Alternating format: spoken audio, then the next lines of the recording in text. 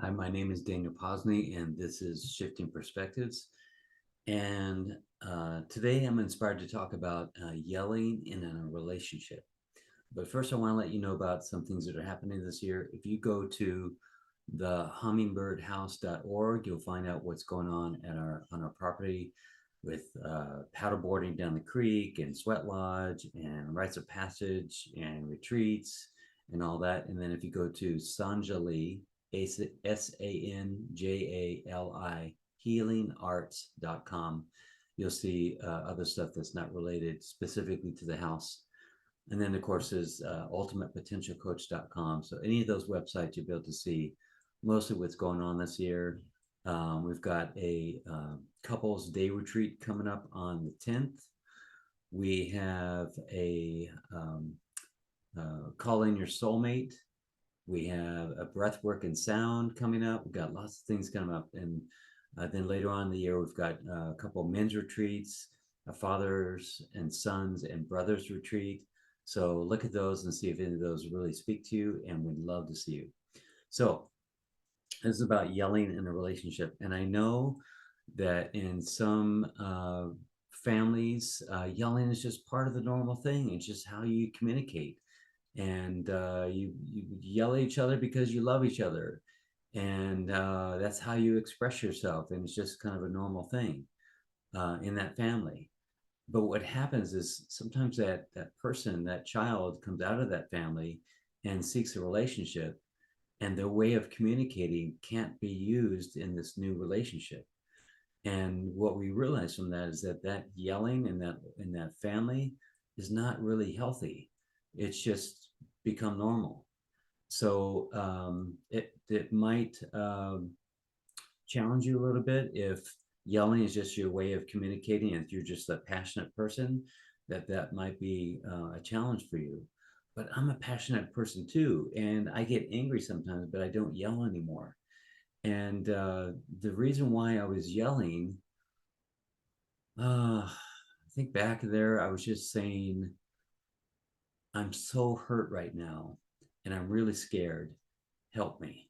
That's really what I was trying to communicate out of my yelling. But the problem with that is that you can never really get everything you need by yelling about it. Like if you get to points where someone's just cheating on you or being mean to you or doing all these things that upset you and not being there when you need them to be there, yelling won't fix anything. It'll get your message across, but what usually happens with the other person is that they feel attacked and then they start yelling back and nothing ever gets resolved. So when you are descending into yelling in your relationship, I feel like it's a clue that your relationship has hit a point that can't be recovered through this means by just yelling about it, and you may have to resort to something very radical. And what brings all this up is I just had a session with a couple, and they're a blended family, and he's kind of a chill guy. He's doesn't really go into anger as much as his wife does, but she's got a lot that she's trying to process, and all this whole spiritual stuff and looking at yourself is already new, so it's very unsettling to her. And so when I mentioned about the idea that first thing that we need to do is find out how we're feeling, and then if we can, it might help to go back to where that originally got created, to just to kind of acknowledge that this person that's bringing that up in you is not the original cause of that, and that's the purpose of that. Once you find out that it came up during a time that was either a valid time to create that an emotion, or it was invalid, or and it just got kind of perpetuated. It's really empowering to find out where that came from, and then from that you go, oh, okay, I see. Maybe I did carry this with me. But she wasn't willing to go there, and she kept arguing. And I said, well, here's the process to find out what the emotion is, find out where it started from, and then you can stop blaming, your adult life, and then start looking inside and seeing how that got created. And she kept wanting to really deeply understand how this worked this way and that way, and what if this happens, and how does this work, and all that kind of thing. And what I see from that is that that's her mind in heavy, heavy resistance. So I said, what if you got the process, and it's a very simple process, something that you've never used before, and instead of arguing with me and being in resistance, you said, oh wow, that seems so simple, how could it actually work? But I'm going to try it because I've never tried anything like that. That I said that would be one way of responding. But since your mind came up with all these questions for me, that's a signal that your mind has kind of possessed you and kind of taken over. I didn't use the word possessed, but it's a sign to me that it's kind of taken over the person and said, you know, whatever you're going to give me, I'm going to come up with all these reasons why it's not going to work, and in situations it's not going to work. So I really had to be firm with her in a loving but very firm way, just to say, okay, right now you're completely triggered by me giving you a possible solution, but you've never tried this before. So how can you um, come at it the way that you're coming at it? So that's kind of my theory about that. And what I've seen with people is that normally we're just trying to do the best that we can, and getting angry shows the person that we mean business, and we yell and we get heard, but it doesn't actually solve anything. And so that's what I want to kind of touch on today. So yelling is when you become possessed by your own egoic mind. Yelling is you crying, I'm hurt and I need help, and I'm scared. But if you've been wanting the other person to fix something, that you're wanting the other person to fix something that only you can resolve. So here's how the psyche kind of goes. It gets hurt. It has some um, trauma or perceived trauma, and then it kind of gets this implanted in the subconscious, and inside, back in there somewhere, it believes that it's just they were just with the wrong person, and if I just get with the right person, a nice person, this won't have come up again. And one of the things that this woman said to me is that, no, I never want this thing that happened between my husband and I to happen again. He got really upset. He called her a couple names, and it was, you know, definitely on his side. He shouldn't have done that. But she said, I never want that to happen again. And my response was, actually, you kind of do want it to happen again so you can respond differently. Because this idea that we want to go out there and if this hurt comes to us, and then our solution is for it to never happen again, how do we do that? How do we make reality, creation, never happen the way something would hurt us? The only way that I've seen to do this is to change our consciousness.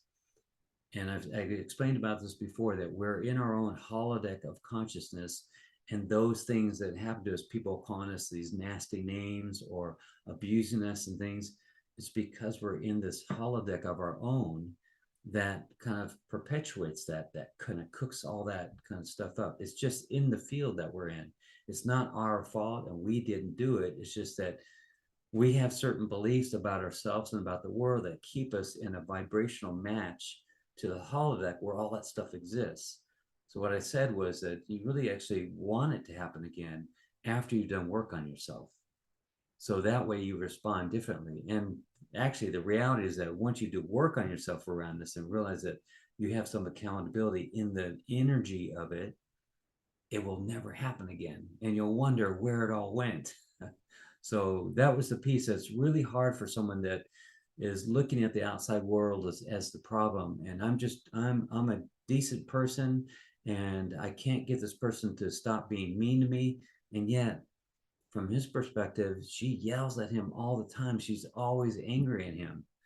So there's just an accountability and responsibility that needs to say, okay, something happened. I didn't know how to deal with it. And so angry and yelling made me feel at least a little bit more powerful than feeling disempowered and weak. So, but then that creates a whole problem. So, how do we fix this in a way that makes sense and doesn't resort to closing down, setting more conditions, and becoming hard, becoming this hardness? And first of all, it's not going to make sense. This process does not make sense, but it's not supposed to, because the obstacle here is your own mind. So if you give something that makes sense to the mind that is the problem, where does that go? That doesn't really it just falls into alignment with the mind staying in control.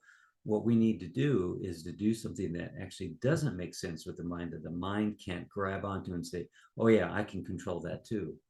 So what doesn't make sense is to go forward with love into the emotion that you're feeling and find out where that emotion came from and tenderize it and love it and validate it and be there with it and realize that the person that you're with that triggered that is not the original cause of that emotion.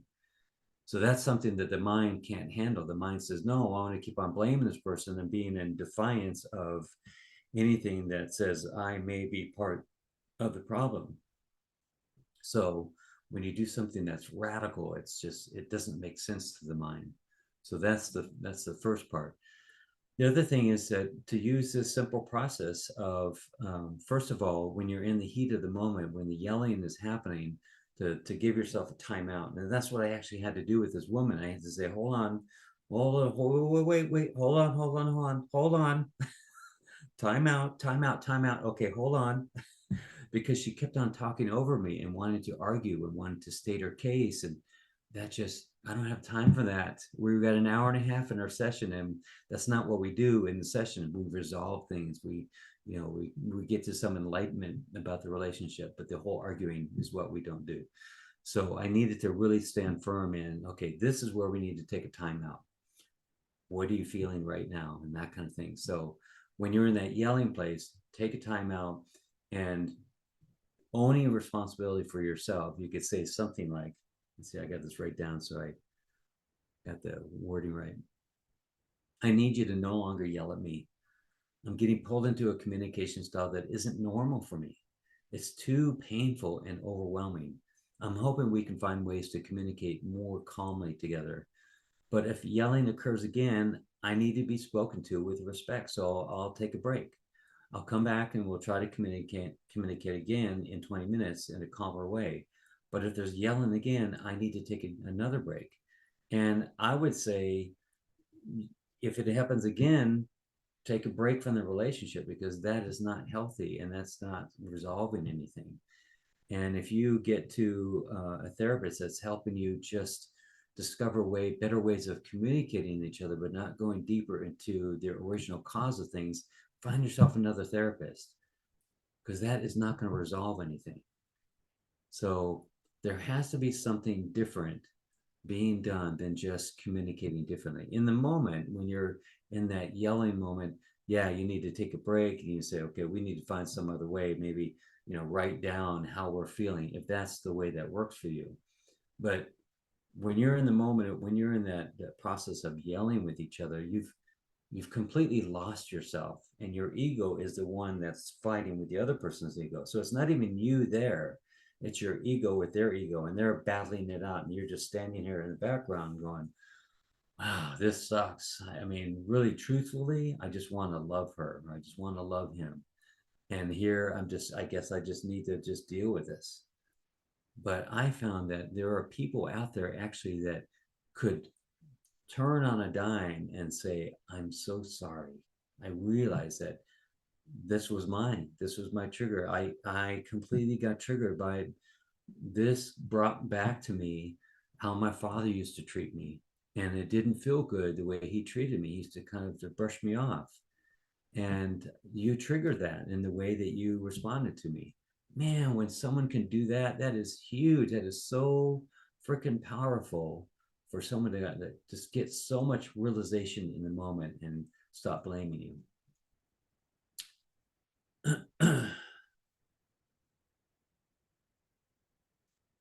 Realize that you've only used your mind before. You thought if you just said the right thing, or you said the right nasty word to her or to him, that would shut them down and then they would acquiesce.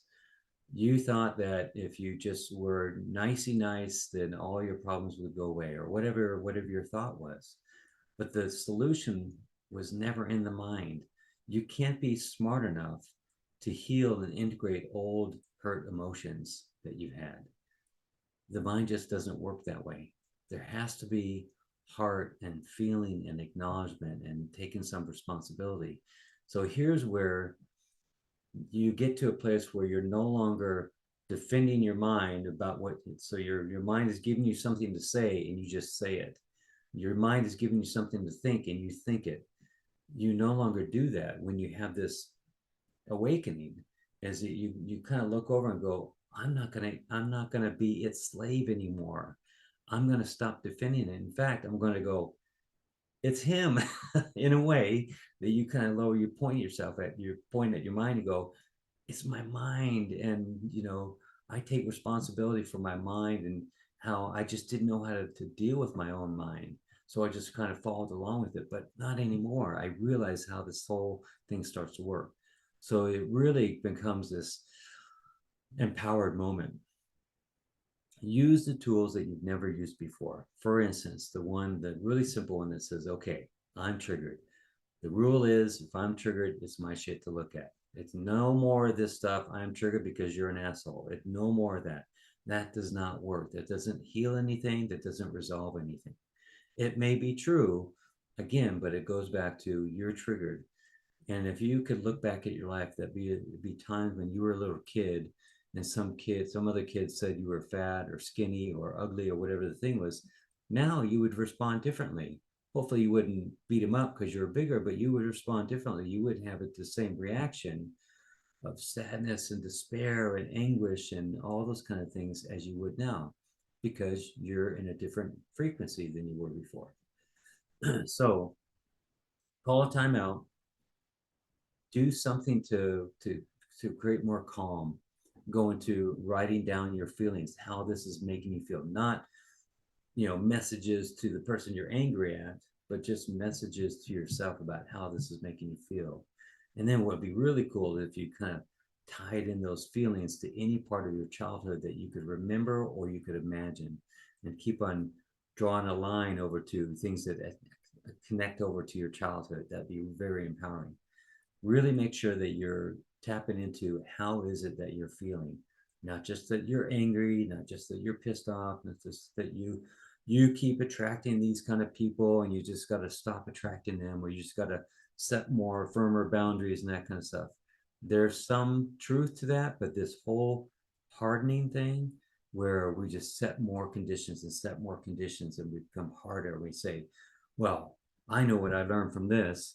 I've just let this person in and I shouldn't have, or I made mistakes by doing this or allowing this person into my life. That is not the solution.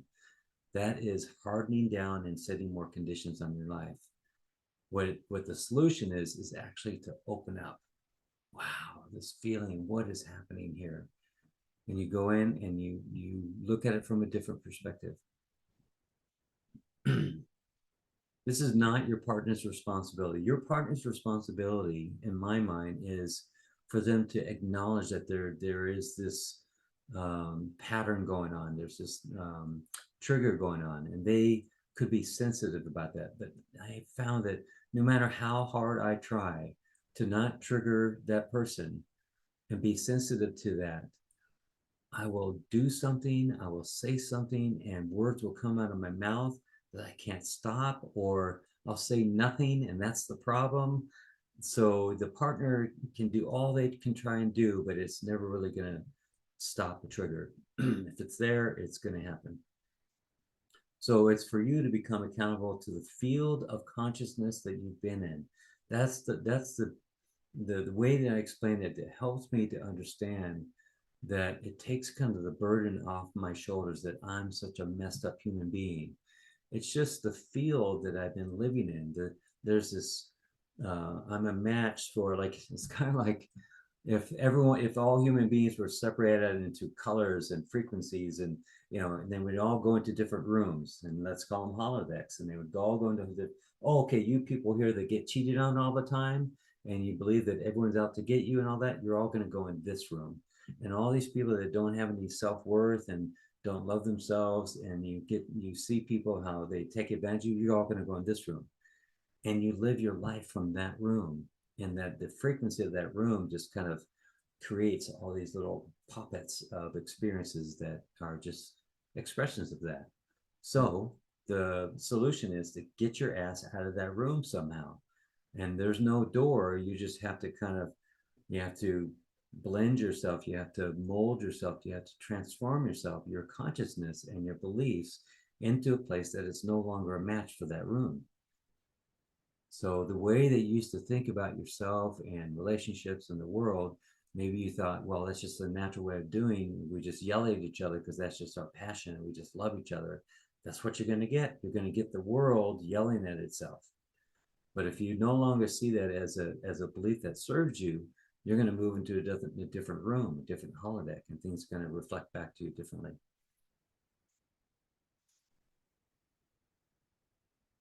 Admit.